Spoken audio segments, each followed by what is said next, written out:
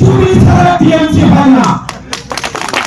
তাই তামিলনাড়ু সরকারকে বলবো তাদের বেটা আছে, ভোটের জন্য করেনি, সংবিধান বাঁচানোর জন্য।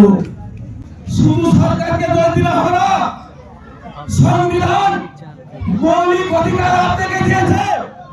মুখ্যমন্ত্রীকে রাখবেন কি রাখবেন না আপনার হাতের ক্ষমতা। দেখুন টিএমসির নেতা আমাকে বলছে, ভাই তুমি শরৎ কুমার শর্মা, তুমি হিন্দুর ছেলে, তুমি কেন আইএসএফ করবা? তুমি বিজেপি করো, তুমি সিপিএম করো, তুমি কংগ্রেস করো, আমাদের আপত্তি নাই। এই কারণে আইএসএফ করতে এসেছি।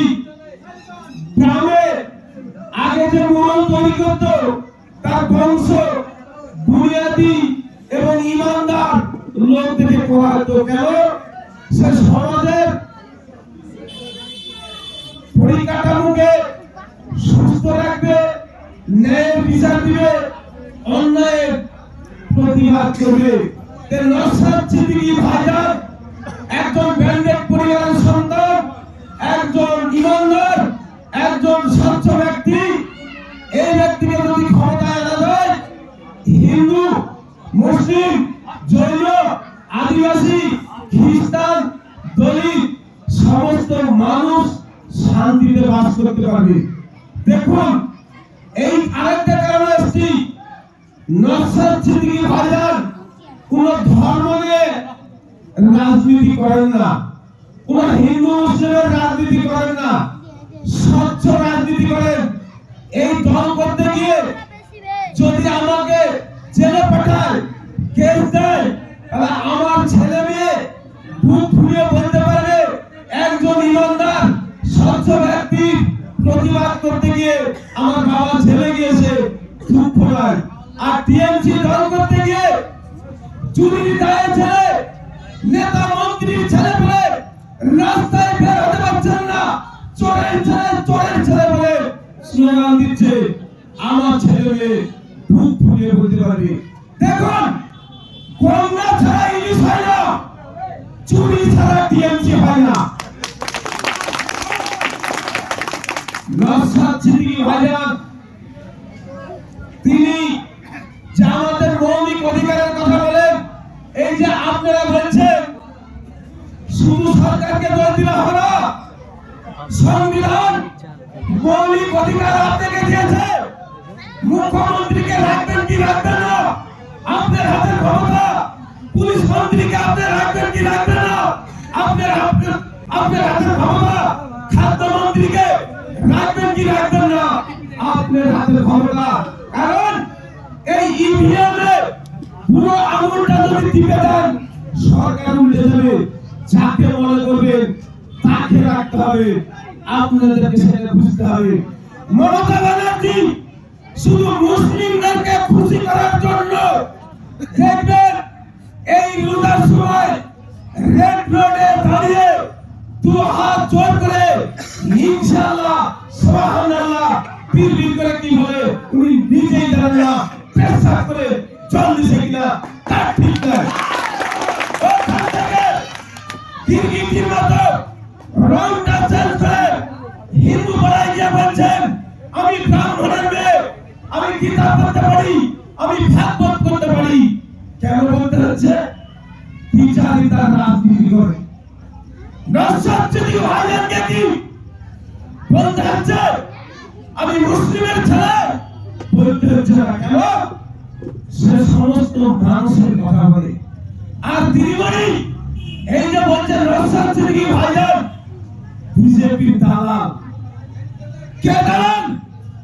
দেখুন এই মমতা ব্যানার্জি মুর্শিদাবাদে এসে মুর্শিদাবাদের মাটিতে দাঁড়িয়ে কি বলছেন? ওয়াকফ নিয়ে যদি আন্দোলন করতে হয় দিল্লি নিয়ে করেন, এখানে যদি বেশি গুলামি করেন আমার থেকে বড় দুশ্মন কেউ হবে না। তাই বলছি হিন্দু মুসলিম সমস্ত মানুষ ন্যায্য কথা বলতে হবে। আমরা গ্রামে গঞ্জে শহরে আন্দোলন করব। মমতা ব্যানার্জি যদি বাবার ক্ষমতা থাকে আটকা। দেখুন নওশাদ সিদ্দিকী ভাইজান দিদিমণিকে বলেছিলেন, দিদিমণি সুপ্রিম কোর্টে আপনি কেস করুন। একটা এমএলএ কেস করা আর একটা মুখ্যমন্ত্রীর কেস করা অনেক পার্থক্য আছে। আপনার ফান্ডে যদি টাকা না থাকে, যত টাকা লাগে আমি নওশাদ সিদ্দিকী দিব, সুপ্রিম কোর্টে কেস করুন। উনি সুপ্রিম কোর্টে কেস করেননি। উনি সুপ্রিম কোর্টে কেস করছেন ওনার ভাইপো পাইলে চুরি ঠেকাতে গিয়ে, পার্থ চাকরি চুরি ঠেকাতে গিয়ে, অনপতর গরু চুরি ঠেকাতে গিয়ে, জ্যোতিপ্রিয় মল্লিকের খাদ্য চুরি ঠেকাতে গিয়ে। আপনার আমার করের টাকায় সুপ্রিম কোর্টে কেস করেছেন।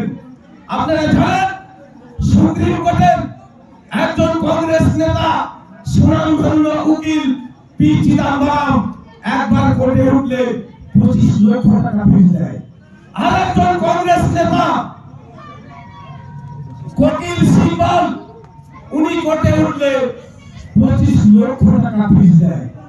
কিন্তু দুঃখের বিষয় ওয়াকফ আইনের বিরুদ্ধে উনি কেস করতে পারেননি।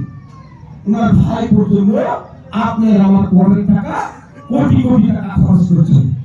দেখুন মমতা ব্যানার্জি কি বলেছিলেন, ওয়াকফ আইন আমার রাজ্যে লাগু হতে দিব না।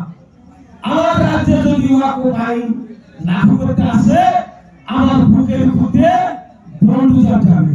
কটা বন্দুজার দিয়েছে উনার বুকের মধ্যে দিয়ে। দেখুন তামিলনাড়ুতে ডিএমকে সরকার, সেইখানে 5 থেকে 6% মুসলিম বাস করে। তামিলনাড়ু সরকার বলেন সুপ্রিম কোর্টে যতক্ষণ মীমাংসা না হবে ততক্ষণ আমার রাজ্যে ওয়াকফ আইন লাগু হতে দিব না। তামিলনাড়ু সরকার তামিলনাড়ুতে ওয়াকফ আইন লাগু করতে দেয়নি। তাই তামিলনাড়ু সরকারকে বলবো বাপের বেটা আছে, ভোটের জন্য করেননি, সংবিধান বাঁচানোর জন্য উনি ওয়াকফ আইন লাগু হতে দেয়নি। কারণ মমতা